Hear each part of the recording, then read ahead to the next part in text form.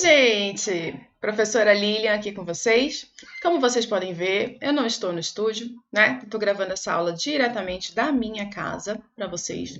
Então pode ser que no fundo do vídeo você escute um cachorro latindo, um carro passando, uma criança gritando, mas eu espero que isso não atrapalhe o seu rendimento no decorrer dessa aula, tá bom? Hoje a gente vai falar sobre um assunto muito importante, tá? Que são os instrumentos econômicos de proteção ambiental. Então, vamos lá? Vamos de aula? Nós vamos falar sobre este tema hoje. E olha só que imagem legal. Eu não sei se vocês conseguem visualizar, porque talvez tenha ficado muito pequenininho aí para vocês. Mas eu trouxe uma imagem, tá? Uma imagem que traz serviços ecossistêmicos. Por quê? Porque você sabe que nós, seres humanos, a nossa vida e o nosso bem-estar, eles dependem diretamente dos serviços ecossistêmicos que são fornecidos por quem? Pela natureza, tá? Podem ser serviços de regulação, como a regulação do clima na Terra, tá? Também a gente pode considerar a manutenção do ciclo de chuvas, a proteção da biodiversidade, a proteção contra desastres naturais, a formação dos solos, o controle contra a erosão, o armazenamento de carbono, a ciclagem de nutrientes, o provimento de recursos hídricos, tá? Tanto em quantidade quanto em qualidade, elementos culturais que a natureza nos dá, elementos de lazer que a natureza nos dá, a beleza cênica da natureza nos traz bem-estar, né? É um serviço ecossistêmico. A manutenção dos recursos genéticos, muitos outros, tá? Eu poderia citar aqui muitos outros serviços ecossistêmicos. Essa imagem está trazendo alguns, né? Polinização, eu não sei se vocês estão conseguindo ver. Deixa eu ver se tem sequestro de carbono, infiltração de água, geração de energia renovável. Mas o que acontece, né? Como o ser humano usufrui, da mesma forma que o ser humano usufrui, ele também coloca pressão nesses serviços ecossistêmicos, tá?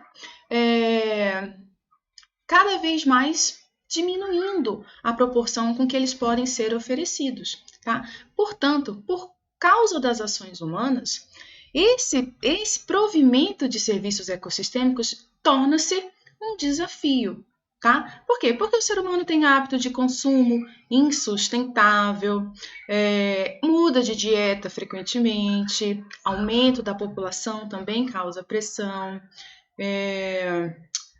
a emissão de gases de efeito estufa, né, devido ao transporte, por exemplo, que vai agravar o aquecimento, o efeito estufa e, consequentemente, o aquecimento global. Tá? Então, muitas outras consequências da pressão humana no meio ambiente. Tá? E aí, pensando nisso, a nossa Constituição, a Constituição Federal, ela estabeleceu a responsabilidade pela manutenção do meio ambiente ecologicamente equilibrado como dever de todos, compartilhado, é um dever compartilhado entre o poder público e a sociedade. E atribuiu ao Ministério Público como função essencial a justiça, a defesa da ordem jurídica, do regime democrático e dos interesses sociais e individuais indisponíveis. O que eu quero dizer com isso? Tá? Que a proteção do meio ambiente é um dever de todos, tanto do poder público quanto da sociedade. Nós, meu e seu, tá certo? E aí, quando existem maneiras, né, de você tentar proteger, conservar, preservar o meio ambiente, tá? Normalmente, o que se utiliza na maior proporção são instrumentos de comando e controle, tá? Instrumentos de comando e controle. Então, contudo, porém, todavia, né, a crescente perda de biodiversidade e a degradação dos ecossistemas tem sido um desafio, como eu disse para vocês, e aí fez-se necessário buscar novas soluções. Surgiram, então, os instrumentos econômicos. Eles proporcionam uma nova abordagem que é complementar aos instrumentos de comando e controle, tá certo? Então, olha só, eu vou falando, você vai me escutando, toma nota, tá? É importante lembrar que a ausência de incentivos à conservação induz a falta de interesse na manutenção da vegetação nativa em propriedades particulares. Então, olha só. Vamos dizer, né? Por exemplo, eu sou dono de uma terra e eu tenho uma vegetação nativa ali na minha área. Eu sou uma pessoa ambientalmente consciente, mas se eu não fosse, tá? Eu sou uma pessoa que não tem nenhum tipo de preocupação com o meio ambiente, vamos dizer, por exemplo, tá? Eu não vou procurar conservar essa vegetação nativa se isso não tiver algum proveito para mim. Infelizmente, é desse pressuposto que a gente passa. As pessoas precisam ver vantagem em conservar o meio ambiente, tá? Você manter uma floresta em pé não é uma fonte de renda direta para quem está conservando essa floresta. Tá certo? É assim que a gente tem que pensar. E aí, então, esse modelo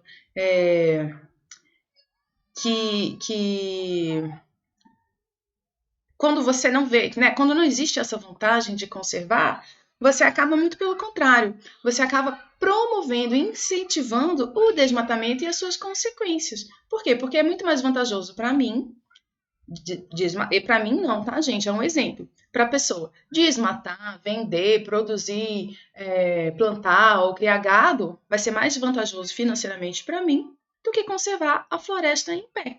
E aí, fazendo isso, eu vou atingir diretamente todo mundo que dependeria dos serviços ecossistêmicos que aquela vegetação nativa ali poderia prover, né? E aí eu estou falando de pequenos produtores rurais, de grandes empresas, de populações de grandes cidades, indústrias, concessionárias de água e energia e a sociedade como um todo. Por esses motivos, tá? As atividades econômicas têm que levar em conta o valor dos serviços dos quais elas estão se beneficiando, serviços ambientais, tá? E sobre os quais, muitas vezes, exercem impactos intensos, gerando externalidades negativas. Então, o que quer dizer? Que a gente tem que considerar, quando a gente vai desmatar né? Quando alguém vai desmatar ou vai causar algum tipo de impacto, ela tem que considerar o que vai ser perdido ali, tá? O que vai ser perdido e como que essa atividade pode prejudicar ainda mais, que tipo de impacto que ela pode causar. E aí, para estimular a conservação das áreas naturais e evitar o desmatamento em propriedades particulares, é necessário que essa conservação ela seja economicamente atrativa, né? Mais atrativa do que a degradação. Se a produção de alimentos para o consumo humano gera remuneração, tá? Então, assim, se eu optar por plantar e vender, eu vou ganhar dinheiro. Se a produção de alimentos gera remuneração, a produção e a conservação das fontes de água e de outros serviços ambientais também deve ser remunerada. É partindo desse pressuposto que surgiram, então, os instrumentos econômicos. E aí, antes da gente continuar, vamos responder essa questão aqui recente de 2023, que diz assim, ó. A proposta, deixa eu pegar minha canetinha aqui. Hoje eu tô sem o mouse, gente, então eu não consigo escrever direito, tá? Mentira, não tô sem o mouse, eu tô sem a caneta. A respeito de economia ambiental, julgue o item subsequente.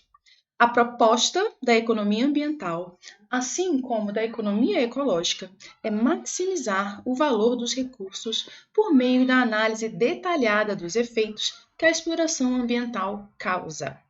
E aí? Eu trouxe essa questão logo de início para a gente já aprender desde o início, tá? A diferença entre economia ambiental e economia ecológica, tá? Então, por isso, deixa eu já marcar aqui, essa questão está errada. A economia ambiental, ela busca a otimização dos recursos naturais no contexto econômico. Já a economia ecológica, ela vai se concentrar na integração e na harmonização dos sistemas econômicos e ecológicos, tá certo? Certinho? Então, vamos lá. Um dos mecanismos criados para garantir o funcionamento desses serviços ecossistêmicos é um instrumento econômico chamado pagamento por serviços ambientais, também conhecido como premiação financeira de proprietários da terra. tá? Trata-se de um mecanismo que oferece incentivos positivos por práticas que resultem na recuperação, manutenção ou melhora dos serviços ecossistêmicos. O PSA, gente, ele se baseia no conceito de que os agentes tendem a mudar seu comportamento por meio de incentivos econômicos, condicionados à adoção de práticas adequadas de uso de solo e conservação de áreas naturais, contribuindo, assim, para a manutenção e melhoria dos serviços ecossistêmicos. Deu para entender? Deu? Tá? Então, eu adoto boas práticas no tocante ao uso do solo e à conservação de áreas naturais e eu sou pago por isso. Tudo bem? Certo? Então, vamos seguir. O PSA é um instrumento que oferece incentivo econômico para aqueles que propiciam a preservação e a recuperação dos recursos naturais de maneira a melhorar a oferta dos serviços ecossistêmicos. Tá? Vamos ler com calma isso aqui, olha só. Como instrumento econômico, atua diferentemente dos instrumentos de comando e controle, pois procura induzir um comportamento que proteja, recupere ou incremente um serviço ecossistêmico através do oferecimento de um incentivo, internalizando uma externalidade positiva. Então, lembra que a gente falou de externalidade negativa? Ali atrás, aqui a gente está internalizando uma externalidade positiva. O que é uma externalidade positiva? É quando ocorrem, né, os benefícios que resultam de uma atividade beneficiam os agentes que dela não participaram. Peraí, deixa eu voltar. Externalidades positivas ocorrem quando os benefícios resultantes de uma atividade beneficiam agentes que dela não participaram, sem que haja qualquer retribuição a quem tem o poder de influenciar essa produção.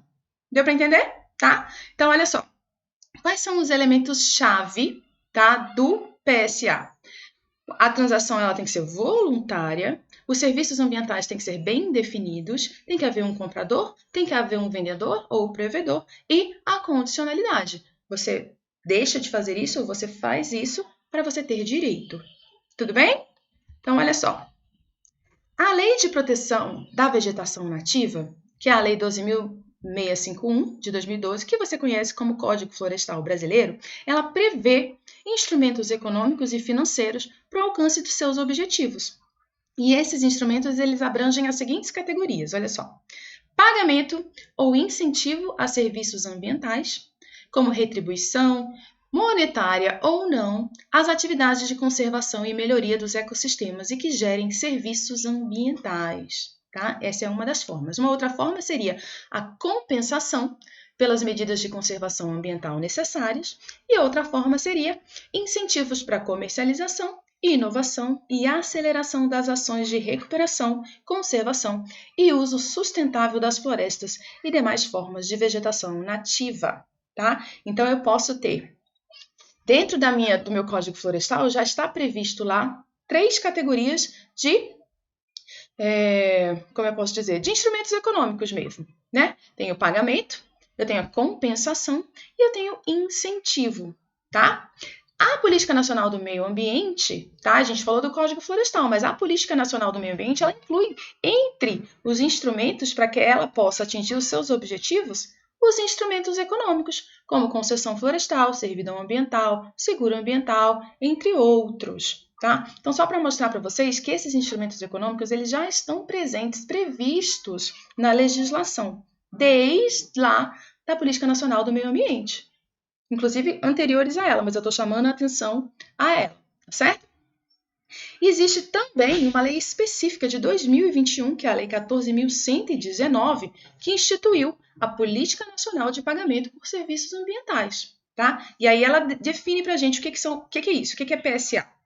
É uma transação de natureza voluntária, mediante a qual um pagador de serviços ambientais transfere a um provedor desses serviços recursos financeiros ou outra forma de remuneração. E aí, formas de remuneração que são consideradas, tá? Para pagamentos por serviços ambientais. Pode ser um pagamento direto, monetário ou não monetário, atenção aqui. Pode ser prestação de melhorias sociais a comunidades rurais e urbanas, compensação vinculada a certificado de redução de emissão por desmatamento e degradação. Então, se eu apresento um certificado de que eu reduzi as minhas emissões, por ter, né, diminuído o desmatamento e a degradação, eu sou compensado por isso, tá? Títulos verdes, green bonds, a gente vai falar sobre eles, comodato, e cota de reserva ambiental, tá certo? Tá? Então, olha só, olha essa questãozinha aqui de 2022, antes da gente continuar sobre essa lei. Assinale a opção que mostra uma das modalidades de pagamento por serviços ambientais previstas na Lei 14.119. E ela diz o seguinte: quais são as nossas opções? Prestação de trabalhos sociais a comunidades rurais e urbanas. Pagamento direto, monetário ou não monetário.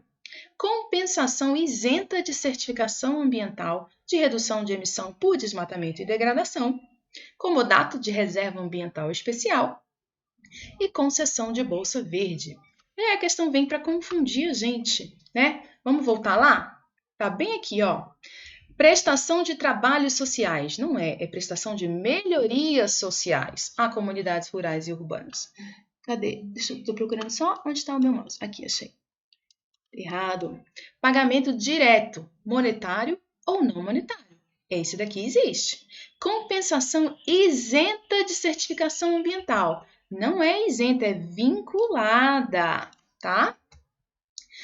Comodato de reserva ambiental especial. Não, essa lei não fala disso, ela fala de comodato apenas, tá? Então, essa aqui também está errada. Essa está errada e essa está errada. E concessão de bolsa verde, para confundir a gente, porque eles falam de green bonds, títulos verdes, tá? Então, essa aqui também está errada, portanto, a resposta correta para a nossa questão é a letra B.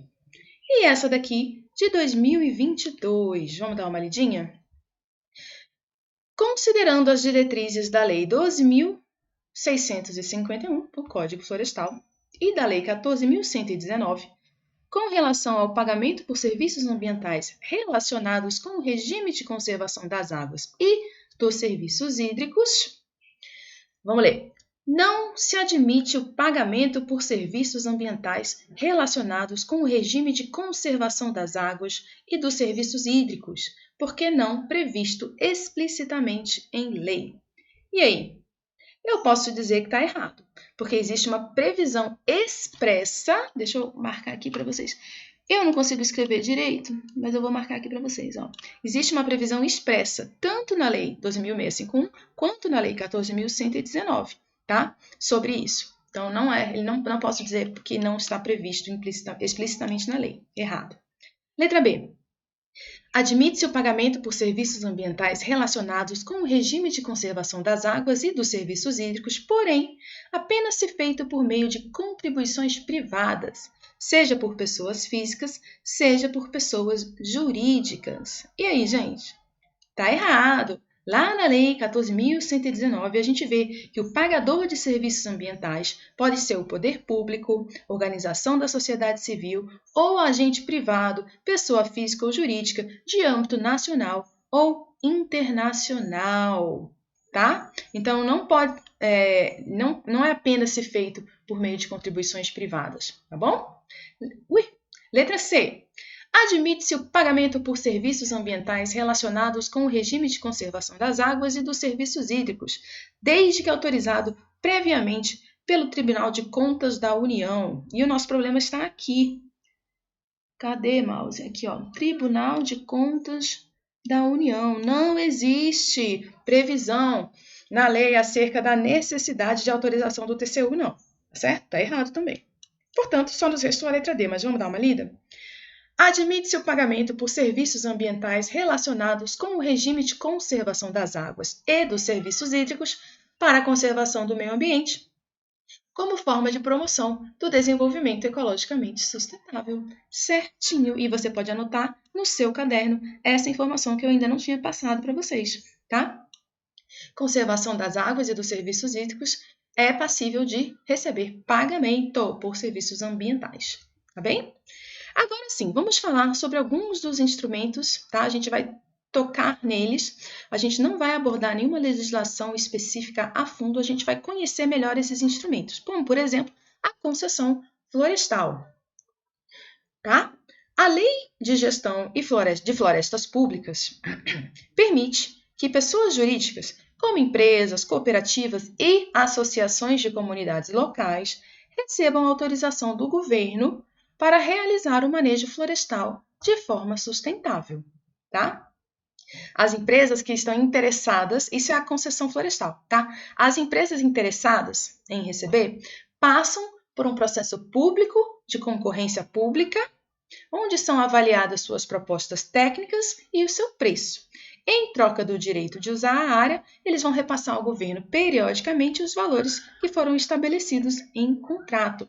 Quem faz o monitoramento desses contratos, né, dessas concessões florestais, é o Serviço Florestal Brasileiro. Ele que vai monitorar de perto a execução desses contratos usando ferramentas próprias de monitoramento ambiental, tá certo?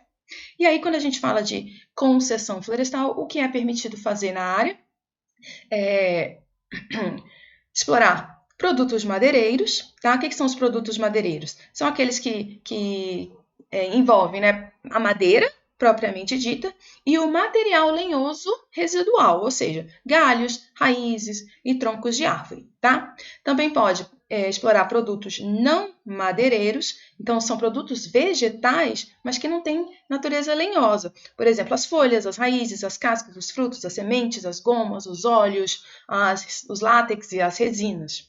E também pode explorar serviços de ecoturismo, tá? Hospedagem, atividades esportivas e visitação, observação da natureza, esportes de aventura, tá? E nesses casos não pode ser cobrada a visitação quando for para fins científicos e de educação ambiental, tá bom?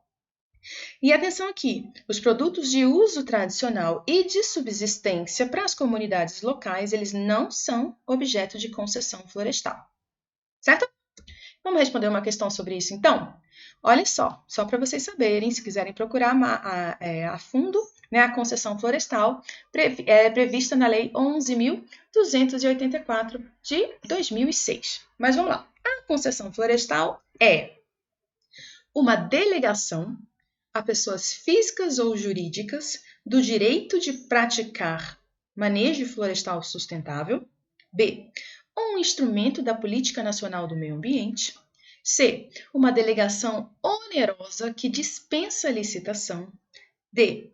É vedada a pessoas jurídicas de pequeno porte, tá? Ou E. Uma delegação gratuita formalizada mediante contrato. E aí? De todas essas alternativas, a única que está correta é a letra... Cadê meu mouse? Aqui. É a letra B, tá? A concessão florestal, que é prevista nessa lei que a questão nos traz, ela foi incluída na Política Nacional do Meio Ambiente como um instrumento mesmo dessa política, tá? Além dela, tem também a servidão ambiental, o seguro ambiental e outros, tá certo? Portanto, a resposta correta é a letra B. E essa daqui, olha só. Acerca dos conceitos de concessão florestal, julgue os itens que se seguem. Julgue os itens que se seguem conforme a Lei 11.284. Considera-se concessão florestal a destinação de florestas públicas a comunidades locais por meio da criação de reservas extrativistas, de projetos de assentamento florestal, de desenvolvimento sustentável, agroextrativistas ou outros similares, conforme as diretrizes do Programa Nacional de Reforma Agrária. E aí, certo ou errado? Tá errado, gente, tá errado, tá? A questão, ela misturou dois conceitos. Ela misturou concessão florestal, que é uma modalidade de gestão de floresta pública, com a concessão de uso, tá? Que é outra coisa diferente. Então, essa questão está errada. Concessão florestal é uma coisa, concessão de uso é outra. Falamos de concessão florestal, agora vamos falar sobre servidão ambiental. O que é a servidão ambiental? Olha só. Servidão ambiental consiste na renúncia voluntária, presta atenção, do proprietário rural ao direito de uso, exploração ou supressão dos recursos naturais existentes em uma determinada área da sua propriedade. Essa renúncia pode ser da área total ou parcial do imóvel, temporária ou permanente, sendo o prazo mínimo de 15 anos, então no mínimo por 15 anos, tá? E não se aplica às áreas de preservação permanente ou de reserva legal. Servidão ambiental não se aplica a áreas de preservação permanente ou de reserva legal, tá? Aí você pode pensar assim, por que alguém faria isso? Né? Por que eu vou ceder uma parte do meu terreno? Os benefícios, tá, em ceder para a servidão ambiental, eles podem variar entre os estados, mas em geral, além das vantagens de preservar a mata nativa para o meio ambiente, né? Ao instituir uma área de servidão ambiental, o proprietário tem incentivos tributários, né? E pode rentabilizar essa área, disponibilizando-a para o arrendamento com a finalidade de compensação de reserva legal. Então, aqui, ó, existe uma vantagem tributária em ceder voluntariamente, renunciar voluntariamente à parte da minha área, da minha propriedade, tá? A gente vai falar sobre incentivos tributários bem especificamente numa aula à parte, tá bem? Então, vamos responder mais umas questões sobre esse assunto antes da gente seguir. A servidão ambiental pode ser instituída pelo proprietário ou possuidor de imóvel mediante instrumento público ou particular ou por termo administrativo firmado perante o órgão integrante do CISNAMA.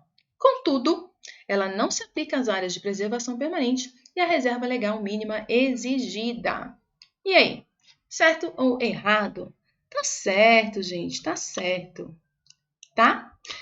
Por quê? O motivo por que a servidão administrativa ela não se aplica às áreas de preservação permanente, servidão ambiental, não se aplica à área de preservação permanente e à reserva legal mínima é porque há uma incompatibilidade com o que é determinado como a área para APP e reserva legal mínima, tá? A primeira, presta atenção aqui, ó, a servidão ambiental ela é voluntária. Já a área de preservação permanente e a reserva legal, elas são instituídas por lei, tá? E chegam a ser um dever legal do proprietário, tá? Então, uma é voluntária, a outra é uma obrigação. Por isso, não tem como você instituir uma servidão ambiental em uma área que a lei já determinou, que é uma área de preservação permanente ou uma área de reserva legal, tá certo? Beleza. E essa daqui? A respeito de responsabilidade ambiental, de áreas de preservação permanente e de servidão ambiental, julgue o item a seguir. É lícito ao detentor de servidão ambiental transferi-la em favor de outro proprietário, ainda que em caráter definitivo. Então, a questão está perguntando se pode, né? Aliás, está perguntando não, mas ele está dizendo que pode. Um detentor de servidão ambiental pode transferi-la a outro proprietário, ainda em caráter definitivo. E aí, o que você acha? Certo ou errado? Tá certo, tá certíssimo, tá? A área de servidão, ela pode ser alienada, cedida ou transferida, total ou parcialmente. Isso vai estar lá, eu não consigo escrever direito porque eu estou sem a canetinha, mas já vai estar lá no artigo 9º, B, tá? Parágrafo, nossa senhora, hein? Ó que bonito, meu parágrafo. Parágrafo 3º, que diz assim: o detentor da servidão ambiental poderá aliená-la, cedê-la ou transferi-la, total ou parcialmente, por prazo determinado ou em caráter definitivo, em favor de outro proprietário ou de entidade pública ou privada que tenha a conservação ambiental como fim social, tá? Então não é para qualquer pessoa, mas pode sim. E, por último, o possuidor de um imóvel rural instituiu servidão ambiental perpétua, gratuitamente por instrumento particular, limitando o uso de parte da propriedade com o objetivo de conservar recursos ambientais existentes. Tá? Na situação apresentada, a servidão instituída consiste em instrumento. Então, vamos dar uma olhada aqui. Ó. Ele está falando de servidão ambiental. Ele não está perguntando para a gente se isso que a pessoa fez está certo ou está errado. Ele está dizendo que é isso, tá? Então, a servidão. Ela é um instrumento o quê? Vamos dar uma olhada nas alternativas, ó. Ela é um instrumento técnico ou ela é um instrumento econômico? Ela é um instrumento econômico, você já sabe. Então, as letras A e C já foram descartadas, tá? A letra B diz assim, é um instrumento econômico, tá? Eu chamo PNMA, mas aqui a questão colocou PNAMA, e não se aplica à área de preservação permanente, nem à reserva legal mínima exigida. Beleza, vamos ver a letra E. Instrumento econômico da PNMA e não poderia ter sido instituída por instrumento particular. Poderia sim. Poderia sim. Portanto, resposta correta é a letra B.